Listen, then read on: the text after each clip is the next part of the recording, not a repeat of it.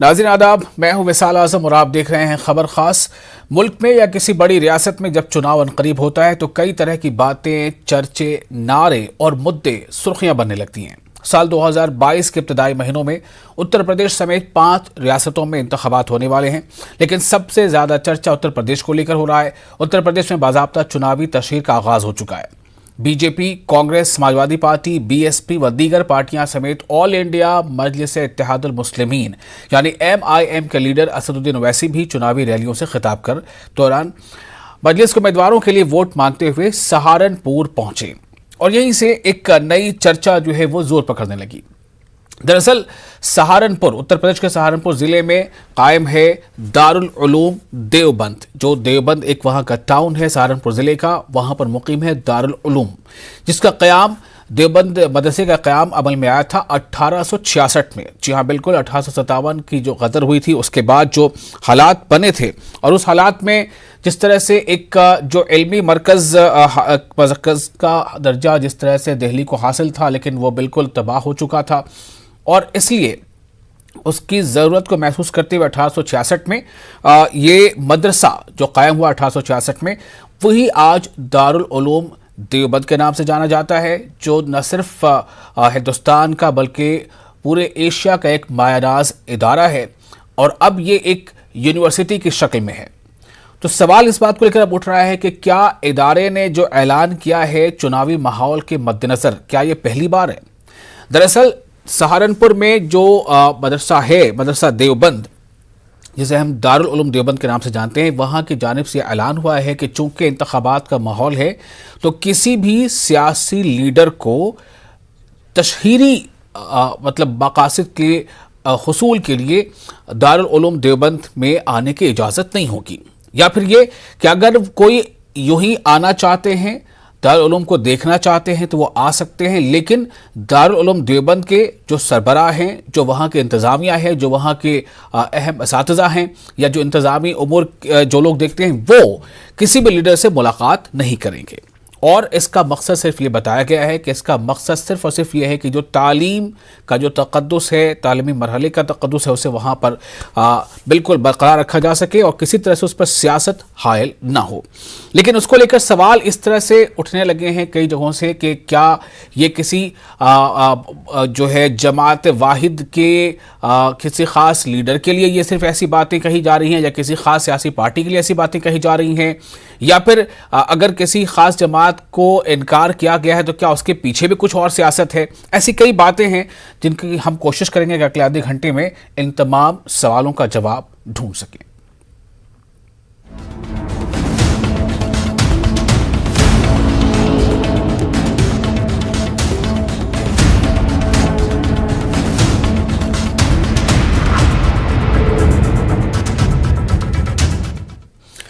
तो हम अगले आधे घंटे तक से गुफ्तगू करेंगे। हमारे साथ इस मौजू पर बातचीत के लिए मौजूद हैं हमारे नुमाइंदे तंजीर अंसार, हमारे साथ हैं सैयद हुसैन अफसर जो सीनियर जर्नलिस्ट हैं, हमारे साथ होंगे एडवोकेट आदिल हसन जो MIM के लीडर हैं और मौलाना मोहम्मद मुश्ताक इस्लामिक स्कॉलर हैं। मैं शुरुआत मौलाना मोहम्मद मुश्ताक आपसे करना चाहूँगा और मैं चाहूँगा कि आप इस बारे में थोड़ी वजाहत कर दें। अगर दारुल उलूम देवबंद की तरफ से जिस तरह की बातें सामने आई हैं, क्या ये पहली बार है इस तरह की पाबंदी या इस तरह का गुरेज या इस तरह का एहतराज, और क्या ये किसी ख़ास जमात के हवाले से है, और दारुल उलूम का सियासत से क्या मतलब इसकी क़ुर्बत रही है या दूरी रही है? मैं आपसे जानना चाहता हूँ, अगर आपको इस बारे में मज़ीद जानकारी दे पाए।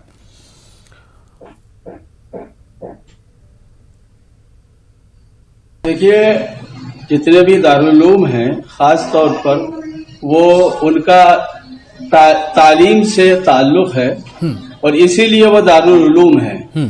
लिहाजा अगर उनको तालीम को आम करने के लिए और तालीम ही के लिए अगर उनको बाकी रखा जाए और उनके साथ राब्ता रखा जाए तो मैं ये समझता हूँ ये इदारों के लिए भी बेहतर है, मुनासिब है। और रह गया इसका कि सियासत का मामला यह है कि जो तालीमी इदारे हैं उनको सियासत से दूर रखना ही बेहतर है, इससे तालीम पर किसी तरह का असर नहीं पड़ता है। रह गया इसका कि जो सियासी हजरात हैं खास तौर पर वो हमेशा शुरू से बुजुर्ग खानकाहों में और बुजुर्गों के दरबारों में और मदारिस में दुआ के लिए जाते रहे हैं और जाते हैं और जाते रहेंगे। तो बहरहाल ये एक ऐसा मामला है कि उसको अगर कोई शख्स खास मौके से फायदा उठाकर उसका कोई सियासी फायदा उठाए तो ये मुनासिब नहीं है। तालीम के इदारों से तालीम की निस्बत पर ताल्लुकात कायम करना और उससे अपने आप को जोड़े रखना ये उसके हक में भी बेहतर है और तालीमी इदारों के हक में भी बेहतर है। जी बेहतर। चलिए आपने इसीलिए मैं समझता हूँ जी हाँ कि तालीमी जो नुकसान इस वक्त काफी जी हाँ आप बोलिए, अपनी बात जारी रखिए। तो मैं बताना चाहता हूँ जी जो तालीमी नुकसान काफी हो चुका है तो इदारे खास तौर पर इस बात पर कोशिश कर रहे हैं कि हमारा जो अब थोड़ा सा वक्त बचा है इसमें सारा जोर तालीम पर रहे ताकि उन बच्चों की तालीम पर किसी तरह का असर ना पड़े। और इसीलिए इदारों ने खास तौर पर अभी जो दारुल उलूम देवबंद ने फैसला लिया है ये तलबा के हक में और तालीम को पूरे तरीके से मुकम्मल करने के हक में एक ये बेहतर कदम है। और बहरहाल हमारी जिम्मेदारी ये है कि हम तालीमी इदारों को तालीम से ही उनको जोड़े रखें और उनसे राब्ता हम तालीमी के एतबार से बिल्कुल बेहतर। आप मौलाना मोहम्मद मुश्ताक साहब हैं, आप हमारे साथ बने रहे। मैं एक बार रुक करूंगा। आदिल हसन जो MIM के लीडर हैं और बिहार MIM यूथ के प्रेसिडेंट भी हैं। आदिल, क्या ऐसी कुछ खबर है कि ओवैसी साहब जाना चाहते थे, उन्हें जाने की इजाजत नहीं मिली? MIM क्या कहना चाहती है इस बारे में? बैरिस्टर असदुद्दीन ओवैसी साहब अवामों के दिल पर राज करते और दारुल देवबंद हो, मुबारकपुर हो, नदवा हो, सब जगह हम पहले भी गए हैं और हमारे अच्छे रिश्ते रहे। देवबंद जो एक अपने आप में हिंदुस्तान की तारीख में एक बहुत बड़ा नाम और बहुत बड़ी पहचान है। हिंदुस्तान की आजादी में देवबंद का बहुत बड़ा रोल रहा। तो हमें हर इदारा का अपना एक डोमेन है, अपना एक इंडिपेंडेंट बॉडी है, अथॉरिटी है, उनका फैसला उनके सर आंखों पर।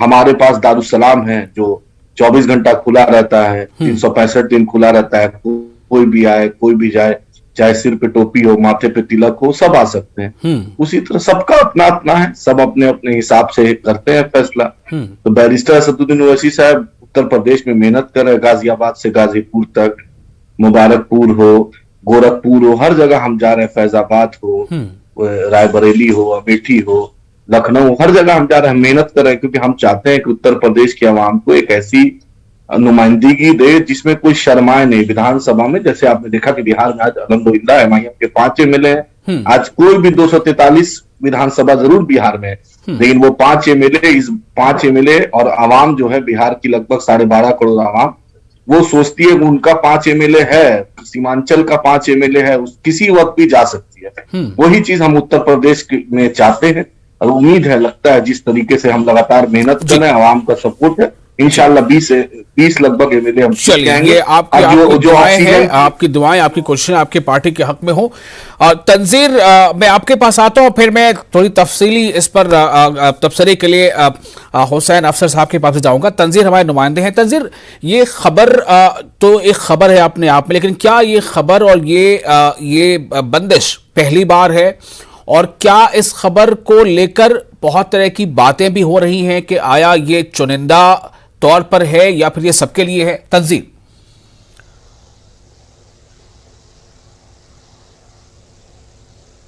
तो बिल्कुल देखिए इजलाल, जिस तरह से लोकसभा इलेक्शन में भी इस तरह का रुख जो है वो दारुल उलूम का सामने आया था और उस वक्त भी जो इंतजामिया है या मोहतमिम है उन्होंने किसी सियासी लीडर से मुलाकात नहीं की थी और वैसे दारुल उलूम देवबंद के दरवाजे सबके लिए खुले थे, लेकिन इंतजामिया ने किसी का इस्तकबाल नहीं किया और वो किसी इस तरह की सरगर्मियों में भी शामिल भी नहीं होना चाहते और ये मैसेज एक नहीं देना चाहते कि वो किसी एक सियासी जमात को या नुमाइंदे को वो उसकी हिमायत कर रहे हैं, क्योंकि दारुल उलूम देवबंद एक बड़ा इदारा है और यहाँ से जो मैसेज जाता है तो मुसलमानों के एक बड़े तबके को उससे जो है वो मुतवज्जे करता है और बहुत से लोग क्योंकि आप देखते हैं दारुल उलूम से जो फतवा दिया जाता है उस पर उसका कितना असर होता है। तो इस तरह की जब सरगर्मियां होती हैं और सियासी लीडरान दौरा करते हैं दारुल उलूम का, तो उससे एक मैसेज अलग जाता है। और इसी को देखते हुए, क्योंकि असेंबली इलेक्शंस हैं चंद महीनों में यूपी में, और देखा जाए तो 2011 की जो सेंसस है उसके मुताबिक 19% मुस्लिम जो है उत्तर प्रदेश में है, जो एक बड़ी तादाद है। और अभी आप देखें तो अब 2021 है और 22 तक जो है इन सालों में, 10 सालों में, 11 सालों में वो एक तादाद जो है बढ़ी होगी, कम नहीं हुई होगी। तो 20% से ऊपर समझा जा रहा है कि मुस्लिम जो है आबादी यहाँ पर है। और 23 अजला ऐसे है यूपी में जहां पर मुस्लिम वोटर जो है वो इलेक्शन को मुतासिर करता है, वो जो है समीकरणों को बदल देता है। 70 से ऊपर सीटें ऐसी हैं, असेंबली सीटें ऐसी हैं जहां पर बहुत अहम किरदार होता है मुस्लिम वोटर का। इस बारे में मैं एक आपसे सिर्फ वजाहत ये चाहूंगा, तंजीद मुझे थोड़ा सा और इस पर रोशनी डालिए कि ये खबर बीच में किस तरह से आ गई कि ओवैसी सहारनपुर के देवबंद आना चाहते थे, उन्होंने अपना वफ्द भेजा इजाजत के लिए, उन्हें इजाजत नहीं मिली। इसकी क्या तफसील है आपके पास?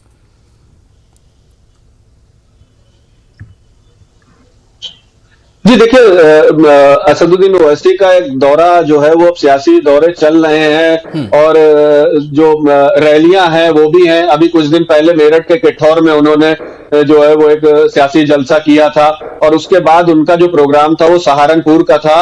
और ये ऐसी जानकारी मिली है कि सहारनपुर जाने के दौरान वो ये चाहते थे कि देवबंद में, और ये जो वहां का लोकल उनका यूनिट है AIM की, उसने राब्ता किया था इंतजामिया से, लेकिन इंतजामिया ने कहा कि सबके दरवाजे जो है वो खुले हुए हैं दारुल उलूम के लिए, वो आना चाहें आए, लेकिन यहाँ पर किसी तरह का कोई इस्तकबालिया नहीं होगा या फिर कोई इंतजामिया में से या मोहतमिम में से किसी से मुलाकात नहीं हो पाएगी जी। तो एक तरह से उन्होंने मना ही किया कि ये जो माहौल है, सियासी माहौल है, उसमें सियासी नुमाइंदे इस तरह से या सियासी जमातों के लीडरान इस तरह से ना आए। तो बेहतर है, ये उनका अपना परसेप्शन है। मैं अब सीधे रुख करूंगा सैयद हुसैन अफसर साहब का, सीनियर जर्नलिस्ट हैं, पॉलिटिकल कमेंटेटर हैं। अफसर साहब, मैं आपसे ये जानना चाहता हूं कि दारुल उलूम देवबंद की तरफ से ये एक ऐलान, और इस ऐलान का जो कह सकते हैं कि ये नोटिस तब लोगों के मंजर आम पर आया या मंजर आम पर आया, लोगों के जहन में आया जब नाम ओवैसी का जुड़ा। क्या इसे इस तरह से देखना सही नहीं है, या फिर इसमें ये सबके लिए है और इसका फायदा या नुकसान कोई भी सियासी तौर पर नहीं ले सकता, उससे दारुल उलूम देवबंद खुद को अलग रखना चाहता है? देखिए जनाब, इलेक्शन का मौसम आ गया है और हर सियासी पार्टी और हर लीडर ये चाहता है कि ज्यादा से ज्यादा हम खास करके मुस्लिम इदारों में और जो और तंजीमें हैं और जो अवाम उन्नास हैं और बिल्कुल मुअज़्ज़िज़ीन हैं, उलमा हैं, उन तक रसाई उन तक हो पहुंचे और वो किसी सूरत से उनको खुश करने, उनको राम करने की कोशिश करें ताकि वोट बैंक उनकी मदद कर सके।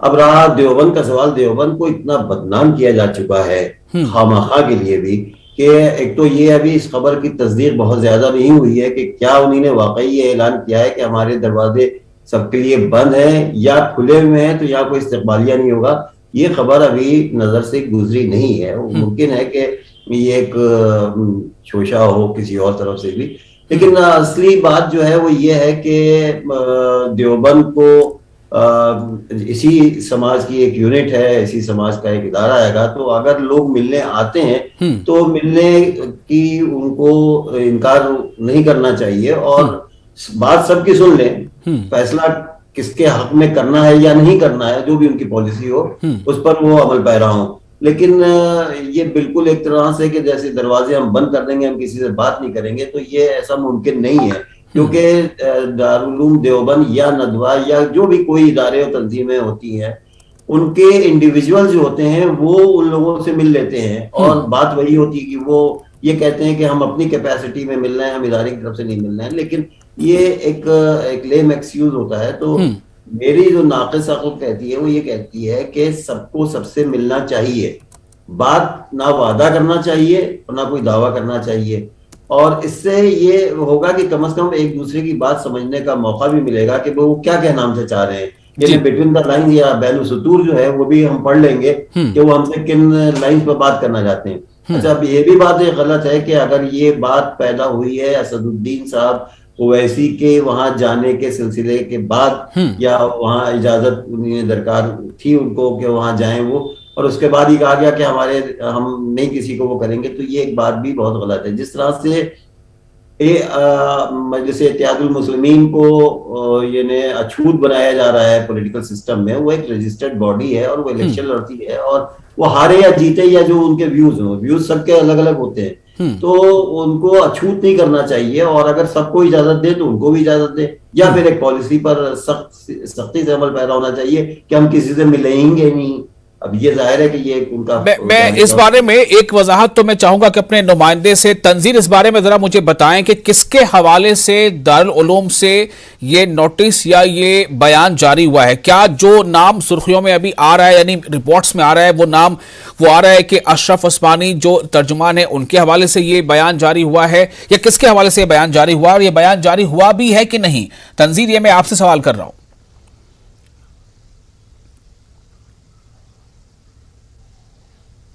देखिए सर, जो ये बयान है कोई ऑफिशियली जारी नहीं किया गया है, लेकिन जो हमारी बात हुई वहां पे इंतजामिया के जो जिम्मेदार थे, उन्होंने ये कहा कि इस तरह से राब्ता किया गया था यहाँ की लोकल यूनिट के जरिए AIM के, और उसका जो है इंतजामिया ने इस तरह से जवाब दिया। कोई लिखित ऑफिशियली बयान नहीं जारी किया गया, ना ही कोई मीडिया में आके किसी ने इस तरह से बयान दिया है। लेकिन जब न्यूज वालों ने उनसे पूछा होगा, चाहे वो प्रिंट मीडिया हो या विजुअल मीडिया हो, तो ये खबर उस हवाले से बाहर आई कि इस तरह से जो है वो मना किया गया है, और मोहतमिम के और जो वहां के इंतजामिया के हवाले से ये खबरें भी जो है वो पोर्टल पे आई हैं, और कोई ऑफिशियल बयान इस तरह से जारी नहीं किया गया। जी ठीक है। हमारे साथ मौलाना मुश्ताक साहब है। मुश्ताक साहब, मैं आपके पास आ रहा हूं। जो बात अफसर साहब कह रहे थे अभी कि जो उनकी अपनी राय है कि इस तरह से अगर हम डेमोक्रेसी में हैं तो हम किसी को मिलने नहीं देंगे या हम किसी से नहीं मिलेंगे, बजाय यह कि बेहतर ये होता कि हम सबसे मिलें और सबकी बातों को सुन लें, और ऐसा ना हो कि कोई बैक चैनल डायलॉग भी चलता रहे। इस बारे में आप क्या कहेंगे?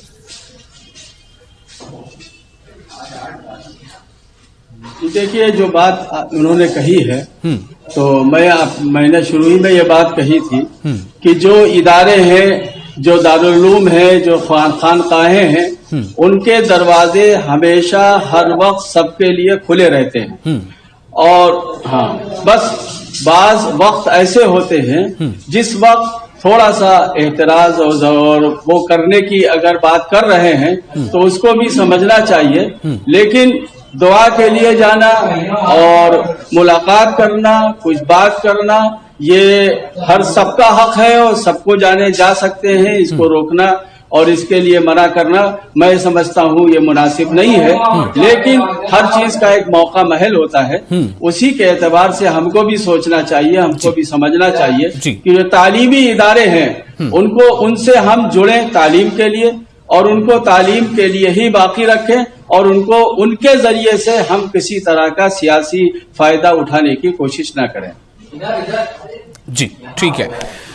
ऐसा भी हालांकि रहा है कि बाजी में कई बड़े लीडरों के नाम आते रहे, मुलायम सिंह यादव के भी नाम आए हैं, कई बड़े नाम, BSP ने भी अपने बड़े लीडरों को भेजा है।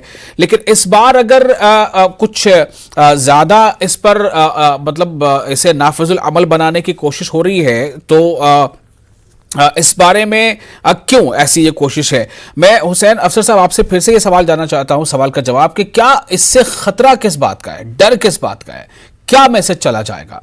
अगर वैसे साहब चले जाते तो क्या पैगाम चला जाता, और दूसरे भी चले जाते तो क्या पैगाम चला जाता? मैंने तो आपसे पहले अर्ज किया कि वैसी साहब हो या जो और जो दाएं बाजू की जमातें हैं वो भी अगर जाती हैं तो कोई हरज नहीं है, क्योंकि बहुत मैच्योर लोग हैं वहाँ, 150 बरस का उनकी तारीख है और बड़े बड़े तहरीकें चलाई, मुहिम चलाई, और बहुत मैच्योर लोग हैं। तो ऐसा नहीं है कि वो जो पॉलिटिशियंस के जो अदाएं होती हैं उसमें वो फंस जाएंगे, तो ऐसा नहीं है। बात समझना चाहिए। उस समझने मुलाकात और मुज़ाकरात की वजह एक ये भी है कि आप बैनुल सुतूर वो चाहते क्या है, यानी आपसे कुछ तो वो खिलवत में बात करेंगे, कुछ जिलवत में बात करेंगे, तो आप समझ पाएंगे कि क्या है हर एक का मंशा। तो आप खुद उसको क्लासिफाई कर सकेंगे कि ये चाह रहे हैं, ये चाह रहे हैं, ये चाह रहे हैं, ये चाह रहे हैं, तो एक क्लियर हो जाएगी। अब ये कि हम कुएं के मेंढक बन के बैठना है कि हम साहब मिलेंगे नहीं किसी से, तो मेरी नाक़िस अक़ल के मुताबिक ये बिल्कुल मुनासिब एमआईएम के लीडर हमारे साथ मौजूद हैं, मैं फिर से उनके पास जाऊंगा। एडवोकेट आदिल, क्या आपको भी ऐसा लगता है कि अगर मुलाकात होती तो उसका मकसद जो है कुछ हद तक सियासी भी वो पूरा होता? क्या ये मुलाकात की जो बात आ रही है कि जो लोकल यूनिट है सहारनपुर की, वो उसका एक वफ्द गया था मदरसे और इजाज़त चाहिए थी, तो उस बारे में ये तफ्तीश मतलब साफ बातें थी कि कोई आए लेकिन इंतज़ामिया का कोई शख्स नहीं मिलेगा, वो मतलब मदरसे के कैंपस में आ सकता है, घूम सकता है, दुआएं ले सकता है, तो क्या इससे कुछ नुकसान होगा अगर नहीं जा पा रहे हैं आपके लीडर? तो नहीं, नुकसान क्या, मेरे लीडर तो अल्हम्दुलिल्लाह देवबंद में जाके नमाज भी पढ़ सकते हैं, सजदा भी कर सकते हैं, रुकू भी कर सकते हैं। दूसरे जो आएंगे सपा से, अखिलेश जी भी नहीं कर सकते हैं, राहुल गांधी कर सकते हैं, योगी जाके कर सकते हैं। देवबंद से तो हमारा दिलों का रिश्ता है, नदवा से और मुबारकपुर से हमारा दिलों का रिश्ता है। उसको आज देवबंद आज का नहीं है, देशन हिंदुस्तान की आजादी से पहले का है, और हम देवबंद के लिए हमेशा खड़े हैं, नदवा के लिए खड़े हैं, मुबारकपुर के लिए खड़े हैं, अलीगढ़ के लिए खड़े हैं, जामिया के लिए खड़े हैं। और बैरिस्टर असदुद्दीन ओवैसी साहब अवामों के बीच रहते हैं, और देवबंद के जो बड़े तलबा है, बड़े जो स्टूडेंट, बड़ा तबका उनका फैन फॉलोइंग है, उनसे मिलता है, हमेशा दारुसलाम में मिलता है, दिल्ली में मिलता है, लखनऊ में मिलता है, सीमांचल में मिलता है। तो मुझे नहीं लगता है कि कोई ऐसी बात है, कोई लोकल यूनिट गई होगी, बात रखी होगी कि भाई अगर उधर से जा रहे हैं तो देवबंद में आना चाहते हैं, ये बात अगर हुई होगी तो हो, ऐसे मुझे इसकी जानकारी नहीं। और बैरिस्टर असदुद्दीन ओवैसी साहब की मकबूलियत आप जानते ही हैं, और वो कितनी सादगी पसंद है और कितना सिंपल है। हैदराबाद की सड़कों पे आपने देखा है कि मोटरसाइकिल पे घूमते हैं, दिल्ली में कभी मेट्रो में भी आप देख लीजिएगा उनको। तो मुझे नहीं लगता, और बैरिस्टर असदुद्दीन ओवैसी साहब हम हमेशा देवबंद के साथ खड़े हैं और खड़े रहेंगे, और हमें ये इशू नहीं लगता है। ये देवबंद का या किसी भी इंस्टीट्यूशन का अपना राइट है, अपना उसका डोमेन है, अपनी ऑथोरिटी है कि वो जो फैसला करे। हम चाहते हैं कि देवबंद हमेशा और तरक्की करे। जो ठीक है, तो ये एमआईएम के लीडर कह रहे हैं, लेकिन जो खबर है वो यही है कि सियासत जो है किसी भी तरह से उस पर असरअंदाज ना हो जाए, या जो वहां का तालीमी माहौल है उस पर असरअंदाज ना हो जाए, या फिर वहां मिलने मिलाने को लेकर एक खास तरह का पैगाम जो चाहा नहीं जा रहा है वो पैगाम चला जाए, इससे शायद बचने के लिए। और जैसा कि अभी तंजीर ने बताया, मौलाना मुश्ताक ने बताया कि देवबंद ने पहले भी, यानी कि इससे गुज़श्ता के इंतखाबात में भी ये बात देवबंद की तरफ से सामने आती रही है। अब इस पर लोगों की राय अलग अलग हैं, लोग अपनी अलग राय कायम कर सकते हैं, जैसा यहाँ भी मेहमानों ने बताया। बहुत शुक्रिया आप तमाम लोगों का इस खास मौजू पर अपना वक्त देने के लिए। मुझे दीजिए इजाजत और आप बने रहे न्यूज़ 18 उर्दू।